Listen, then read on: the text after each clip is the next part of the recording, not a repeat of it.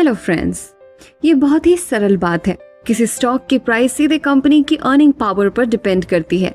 ये बहुत ही सिंपल बात है। अच्छे इन्वेस्टर्स के द्वारा अनदेखी की जाती है। मोस्टली लोग चार्ट देखकर ये पता लगाने की कोशिश करते हैं कि स्टॉक में किस तरह के अप्स एंड डाउन्स आ रहे हैं। वो ट्रेडिंग पैटर्न की स्टडी करते हैं, हर जिग और जैग के चार्ट बनाते हैं।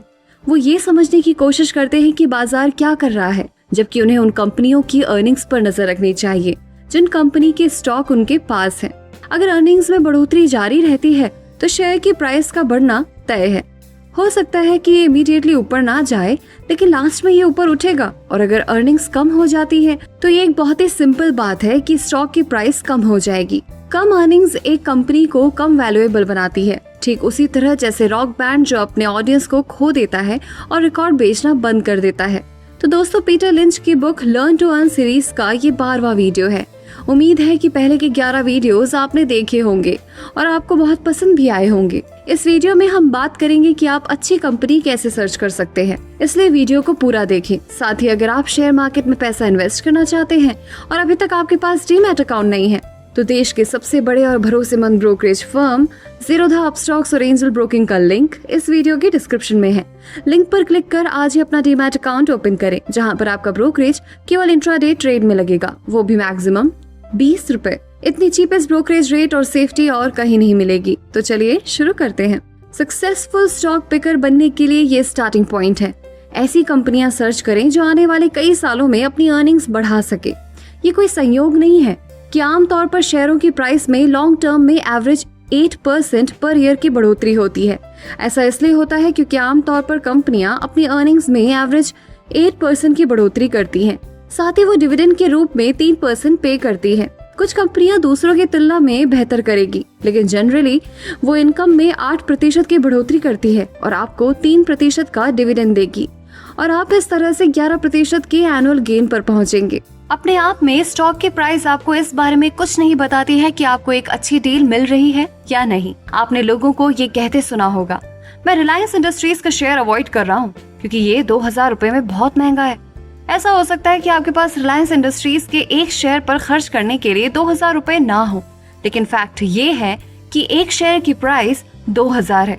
इसका रिलायंस के महंगे होने से कोई लेना देना नहीं है। एक 6 करोड़ की लैम्बोर्गिनी कार मोस्टली लोगों की प्राइस रेंज से बाहर है, लेकिन एक लैम्बोर्गिनी कार के लिए ये अभी भी महंगा नहीं हो सकता है। इसी तरह रिलायंस का 2000 का एक शेयर बार्गेन प्राइस पर हो सकता है या नहीं हो सकता, ये इस पर डिपेंड करता है कि रिलायंस की अर्निंग्स कितनी है। अगर रिलायंस इंडस्ट्रीज इस साल 200 रुपए पर शेयर कमा रही है तो आप 2000 रुपए के एक शेयर खरीदने पर अर्निंग्स का 10 गुना पे कर रहे हैं, यानी 10 का PE रेशो, जो आज के बाजार में सस्ता है। दूसरी ओर अगर रिलायंस केवल 20 रुपए पर शेयर कमाता है तो आप उस 2000 के शेयर को खरीदने पर 100 गुना अर्निंग्स का पे कर रहे हैं। ये 100 का PE रेशो है, जो रिलायंस इंडस्ट्रीज के लिए पे करने के लिए बहुत ज्यादा है। PE रेशो एक कॉम्प्लिकेटेड सब्जेक्ट है, जिसके बारे में आगे के चैप्टर में ज्यादा बात करेंगे। अगर आप अपने खुद के शेयरों को चुनने के बारे में सीरियस हैं, तो PE रेशो को अनदेखा नहीं कर सकते हैं। अगर आप कंपनियों का एक बड़ा ग्रुप लेते हैं, उनके स्टॉक की कीमतों को एक साथ जोड़ते हैं और उनकी अर्निंग से डिवाइड करते हैं, तो आपको एवरेज PE रेशो मिलता है। इंडेक्स फंड्स का PE रेशो इसी तरह से निकाला जाता है। इसे मार्केट मल्टीपल और what the market is selling for के रूप में जाना जाता है। मार्केट मल्टीपल के बारे में पता होना बहुत यूजफुल है, क्योंकि ये आपको बताता है कि इन्वेस्टर्स किसी भी टाइम अर्निंग्स के लिए कितना पे करने को तैयार हैं। मार्केट मल्टीपल ऊपर और नीचे जाता है, लेकिन ये अमेरिकी शेयर मार्केट में मोस्टली 10 से 20 के बीच रहता है।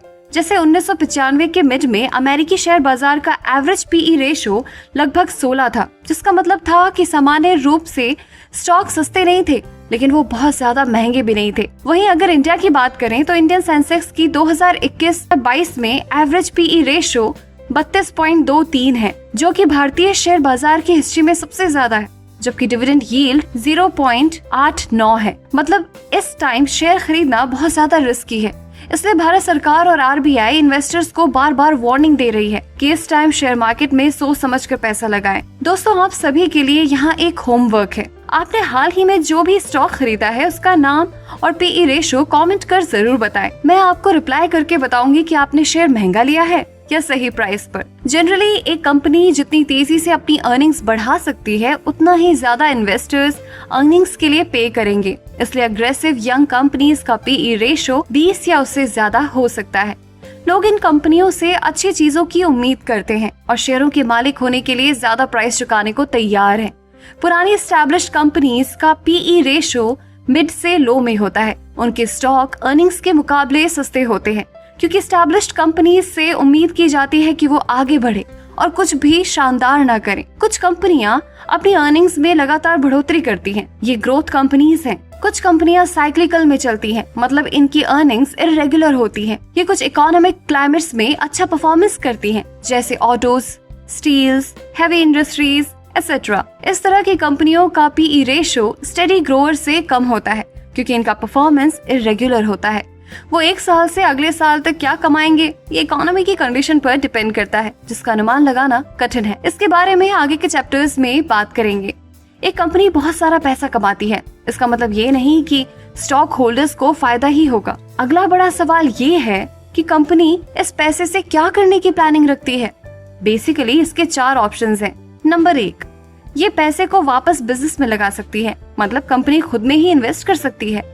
इस पैसे का इस्तेमाल ज्यादा स्टोर खोलने या नए कारखाने बनाने और अपनी कमाई को पहले से भी ज्यादा तेजी से बढ़ाने के लिए करती है। लॉन्ग टर्म में ये स्टॉक होल्डर्स के लिए बेहद फायदेमंद है। एक तेजी से बढ़ने वाली कंपनी हर 1 रुपया यूज में ले सकती है और उस पर 20% का रिटर्न दे सकती है। ये उस पैसे को बैंक में डालकर आपको या मुझे जितना मिल सकता है उससे कहीं ज्यादा है। नंबर 2, कंपनी अपने लग्जरी एक्सपेंसिव जैसे corporate jets, teak panelled offices, bathrooms में महंगे मार्बल, प्रमोटर्स अपनी सैलरी डबल कर सकते हैं या फिर दूसरी कंपनियों को खरीदने और उनके लिए बहुत ज्यादा पे करने पर पैसा बर्बाद कर सकती है।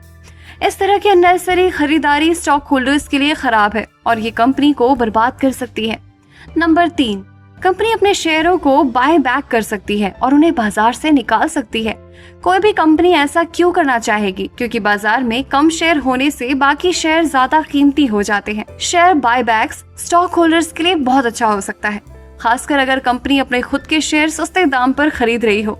लास्ट में नंबर 4, कंपनी डिविडेंड पे कर सकती है। ज्यादातर कंपनियां ऐसा ही करती हैं। डिविडेंड पूरी तरह से एक पॉजिटिव चीज नहीं है। एक कंपनी जो ज्यादा डिविडेंड पे करती है वो उस पैसे को अपने आप में इन्वेस्ट करने का मौका छोड़ रही है।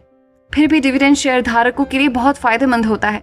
डिविडेंड एक तरीका है जो आपको स्टॉक के मालिक होने के लिए पे करता है। पैसा आपको रेगुलर बेसिस पर सीधे भेजा जाता है। कि हमारे 4 ऑप्शंस में से केवल एक है जिसमें कंपनी का मुनाफा सीधे आपकी जेब में जाता है। अगर आपको स्टॉक पर बने रहने के दौरान इनकम की जरूरत है तो डिविडेंड आपके लिए बहुत सही है। या आप डिविडेंड का इस्तेमाल ज्यादा शेयर खरीदने के लिए कर सकते हैं। डिविडेंड्स का साइकोलॉजिकल बेनिफिट भी होता है। एक बेयर मार्केट और करेक्शन में स्टॉक की प्राइस के साथ कुछ भी हो, आप अभी भी डिविडेंड कलेक्ट कर रहे हैं।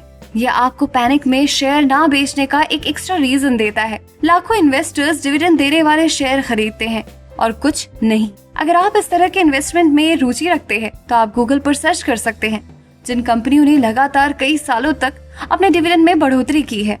ऐसी कई कंपनियां हैं जो सालों में लगातार अच्छा डिविडेंड पे कर रही हैं। ये बातें मैंने आपको लर्न टू अर्न बुक से बताई है, जो डिटेल में सिखाते हैं कि हम शेयर मार्केट में कैसे पैसा कमा सकते हैं, वो भी लाइफ को एंजॉय करके। सो आप ये सारी बातें सीखना चाहते हो तो डिस्क्रिप्शन में जाकर बुक खरीद सकते हो। और अगर आप इसी बुक पर अगला पार्ट देखना चाहते हैं तो मुझे कमेंट करके जरूर बताएं। दोस्तों, वीडियो पसंद आया तो लाइक का बटन जरूर दबा दें और हमसे जुड़ने के लिए एफर्टलेस जीके को इंस्टाग्राम पर जरूर फॉलो करें और ऐसे ही काम की बातों के लिए चैनल को सब्सक्राइब करें। साथ ही साथ डिस्क्रिप्शन में दिए लिंक से ज़ीरोधा या अपस्टॉक से अपना डीमैट अकाउंट ओपन करना ना भूलें।